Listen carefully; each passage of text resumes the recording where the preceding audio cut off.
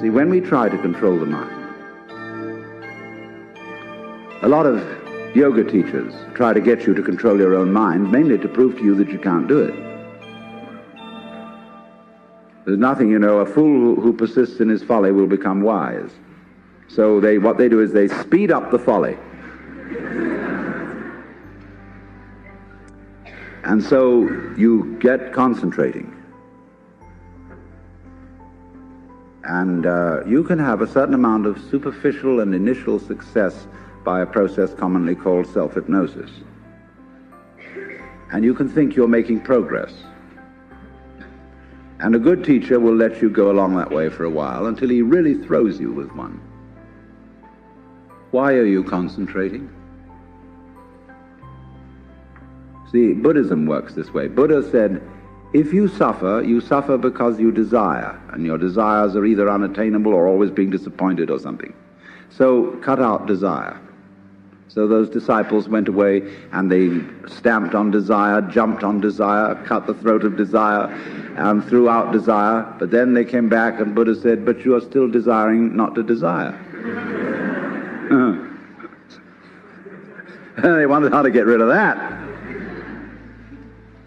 But you see, it works like this. All spiritual discipline works this way. I'll show you. It's done in the form of a child's game. There's the church and there's the steeple. Open the door and there are the people. And here's the parson going upstairs, and there he is saying his prayers. Catch him, catch him, catch him, catch him, catch him. You never can, because the would-be catchee is the catcher.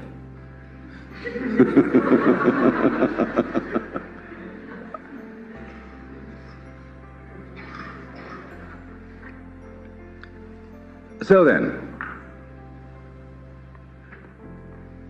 that's like desiring not to desire. Or loving out of a sense of duty. Trying to be spontaneous because you ought to be. See? All that is nonsense. Lifting yourself up by your own bootstraps. So when you see that that's nonsense, there naturally comes over you a quietness. In seeing that you cannot control your mind, you realize there is no controller. What you took to be the thinker of thoughts is just one of the thoughts. What you took to be the feeler of the feelings, which was that chronic muscular strain, is just one of the feelings. What you took to be the experiencer of experience is just part of the experience. So there isn't any thinker of thoughts, feeler of feelings. We get into that bind because we have a grammatical rule that verbs have to have subjects. And the funny thing about that is that verbs are processes and subjects are nouns, which are supposed to be things. How does a noun start a verb? How does a thing put a process into action? Obviously it can't. But we always insist that there is this subject called the knower. And without a knower, there can't be knowing. Well, that's just a grammatical rule. It isn't a rule of nature. In nature, there's just knowing, like you're feeling it. And I have to say you are feeling it, as if you were somehow different from the feeling. When I say I am feeling, what I mean is there is feeling here. When I say you are feeling, I mean there is feeling there. I have to say even there is feeling. What a cumbersome language we have. Chinese is easier. You don't have to put all that in. You can say things twice as fast in Chinese as you can in any other language. Well, anyway, when you come to see that you can do nothing, that the play of thought, of feeling, etc., just goes on by itself as a happening, then you are in a state which we will call meditation. And slowly, without being pushed, your thoughts will come to silence. That is to say, all the verbal, symbolic chatter going on in the skull. Don't try and get rid of it, because that will again produce the illusion that there's a controller. Just it goes on, it goes on, it goes on, and finally it gets tired of itself and bored and stops. And so then there's a silence. And this is a deeper level of meditation. And in that silence, you suddenly begin to see the world as it is. And you don't see any past, and you don't see any future. You don't see any difference between yourself and the rest of it. That's just an idea. You can't put your hand on the difference between myself and you. You know, you can't blow it, you can't bounce it, you can't pull it. It's just an idea. You can't find any material body, because material body is an idea. So is spiritual body. This is somebody's philosophical notions. See, reality isn't material. That's an idea. Reality isn't spiritual. That's an idea. Reality is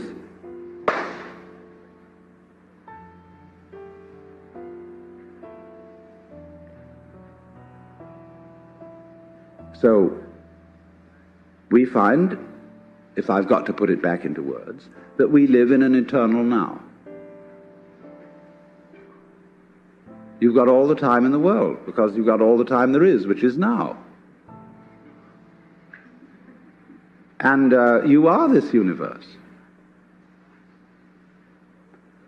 And you feel this strange feeling when ideas don't define the differences. You feel that other people's doings are your doings. And that makes it very difficult to blame other people. If you're not sophisticated theologically, you may, of course, run screaming in the streets and say that you're God. In a way, that's what happened to Jesus, because he wasn't sophisticated theologically. He only had Old Testament biblical theology behind him. If he'd had Hindu theology, he could have put it more subtly. But it was only that rather primitive theology of the Old Testament. And that was the conception of God as a monarchical boss. Thanks. And you can't go around and say, I'm the boss's son.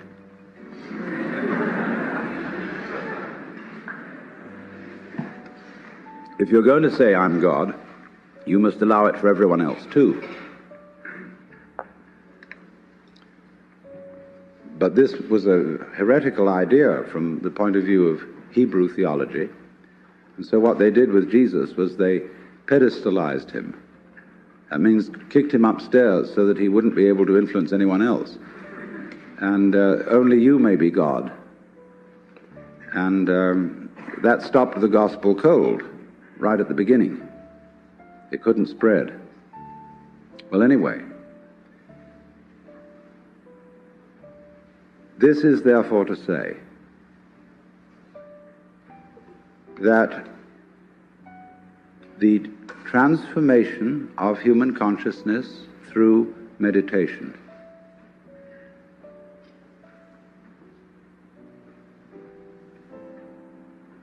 is frustrated so long as we think of it in terms of something that I myself can bring about by some kind of wangle, by some sort of gimmick. Because, you see, that leads to endless games of spiritual one-upmanship and of guru competitions, of my guru is more effective than your guru, my yoga's faster than your yoga, I'm more aware of myself than you are, I'm humbler than you are, I'm sorrier for my sins than you are, I love you more than you love me. This interminable goings-on about which people fight and wonder whether they are a little bit more evolved than somebody else and so on. All that can just fall away. And then we get this strange feeling that we have never had, you see, in our lives, except occasionally by accident. Some people get a glimpse that we are no longer this poor little stranger and afraid in a world it never made, but that you are this universe, and you are creating it at every moment, because you see it starts now. It didn't begin in the past. There was no past. See, if the universe began in the past, when that happened it was now. See? Well, it's still now. And the universe is still beginning now, and it's trailing off like the wake of a ship from now. In the wake of the ship fades out, so does the past. You can look back there to explain things, but the explanation disappears. You'll never find it there. Things are not explained by the past. They're explained by what happens now. That creates the past. And it begins here. That's the birth of responsibility. Because otherwise, you can always look over your shoulder and say, well, I'm the way I am because my mother dropped me. And she dropped me because she was neurotic because her mother dropped her. And away we go back to Adam and Eve or to a disappearing monkey or something. We never get at it. But in this way, you're faced with it, you're doing all this.